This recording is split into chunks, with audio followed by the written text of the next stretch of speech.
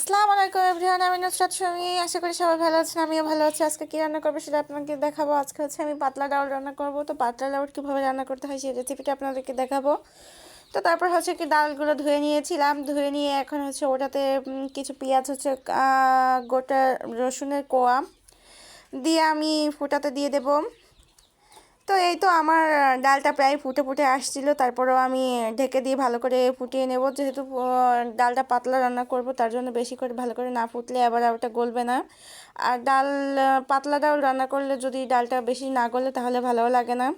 তো তারপরে হচ্ছে কি এই তো আমার সিদ্ধটা হয়ে আসছে, তখন এখন আমি হচ্ছে ঘুটনি দিয়ে একটু ওরঙের সাহায্যে এটাকে ঘুটে নেব।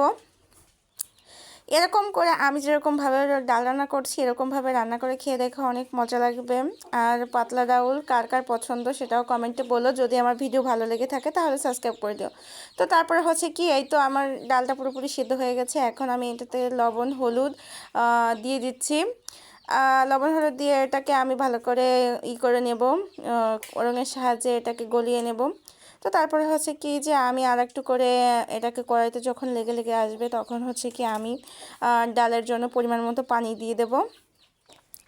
তো এই তো আমার ঘোটা শেষ হয়ে গেছে, এখন আমি পরিমাণ মতো পানি দিয়ে দেব।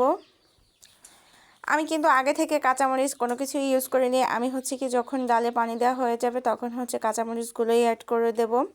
কাঁচামরিচ তেজপাতা এগুলো দিতে হয় যখন ডালে বলক আসে তখনই। তো তারপর হচ্ছে কি যে আমার পানি দেওয়া হয়ে গেছে, এখন আমি ফালি করে রেখেছিলাম যে কাঁচামরিচগুলো সেগুলো এখন এটাতে দিয়ে দেব।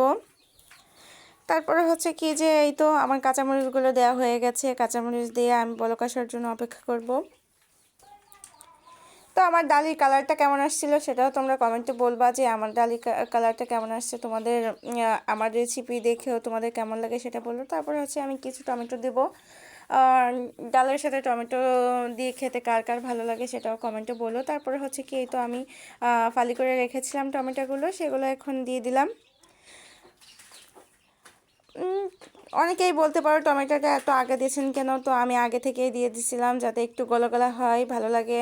বেশি আলম আলম থাকলে ভালো লাগে না। তারপরে এই তো আমার ডালি বলক চলে আসছে, আমি এটাকে একটু রঙের সাহায্যে এটাকে নাড়িয়ে চাড়িয়ে নিচ্ছি।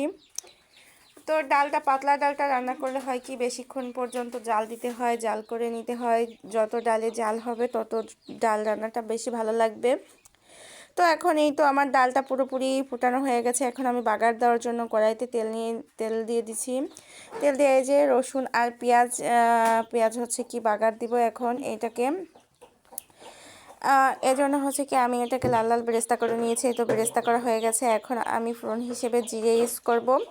এখন আমি এটাতে জিরাগুলো দিয়ে দেবো। জিরাগুলো দেওয়ার পরে হচ্ছে কি আমি আর একটু ভেজে নিব। যখন লালচে লালচে ভাবে ভাজা হয়ে যাবে তখন হচ্ছে কি যে আমি যে ডালটা নামিয়ে রেখেছিলাম সেই ডালটা দিয়ে দেবো। দুই রঙের মতো ডাল দিয়ে হচ্ছে কি রসুন পেঁয়াজ আর রসুনটাকে একটু করে নিয়েছিলাম। এরকমভাবে ডাল রান্না করলে আসলেই অনেক মজা লাগে। তো তারপরে হচ্ছে কি যে আমার ডালটা দেওয়া হয়ে গেছে, পুরোপুরি ডাল দেওয়া হয়ে গেছে। ডালটা দেওয়ার পরে বাগার দেওয়ার পরে হচ্ছে কি আমি আরেকটু জোরে বলক উঠিয়ে নেব, বলক উঠিয়ে এটাকে নামিয়ে নেব। তো এই তো ডাল দেওয়ার পর হচ্ছে কি আমি নাড়িয়ে চাড়িয়ে নিচ্ছি। নাড়িয়ে চাড়িয়ে দেওয়া হয়ে গেছে, আমি কিছু ধনেপাতা কেটে রেখেছি, এটাতে ধনেপাতা দিয়েছি। স্কিপ হয়ে গেছে দেখাতে পারে নাই। এই ছিল আজকের video. Thank you by watching my video. ধন্যবাদ, সবাই ভালো থাকবেন।